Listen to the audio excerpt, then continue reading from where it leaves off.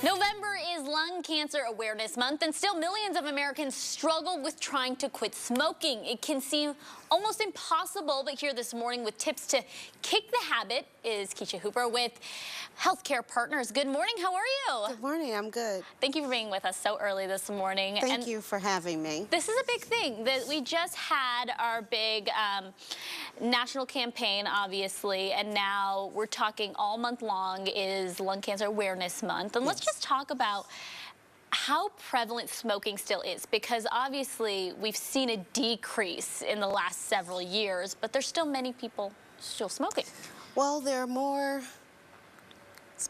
people who have quit than people who are still smoking. So it's still prevalent in our communities and in our families, but it's a major problem. It's like drug addiction. It really is a problem, a habit that needs to be kicked.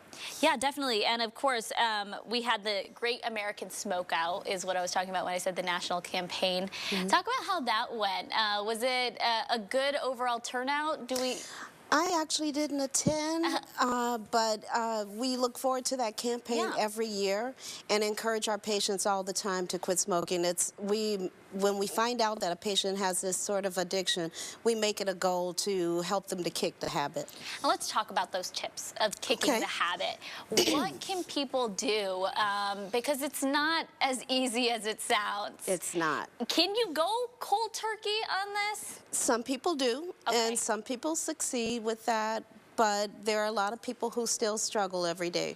Yeah, then what are some of these tips that you can just take to make sure you kick the habit? I have full screen up right now. Well, some of the things that I tell my patients is to always set a date to quit. Within the next 1 to 2 weeks, something close that you can refer back to and say, this is my solid date, because when you plan to fail, when you fail to plan, you plan to fail. And so it's very important to have that quit date, because without that, you have nothing to really push you forward and encourage you to stop. Of course. Some of the other things that you can do include reducing the amount of cigarettes that you smoke every day.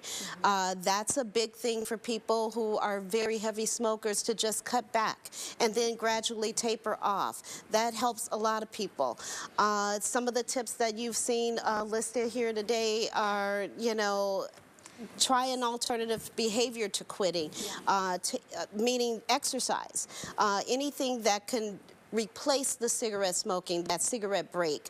Well, what I tell people is, remember the 3 top things: stress, depress, and sex. Oh, okay. When you remember, I haven't heard that before. What did you mean by that one? Stress, depress, and sex. Those are major triggers that people use to smoke.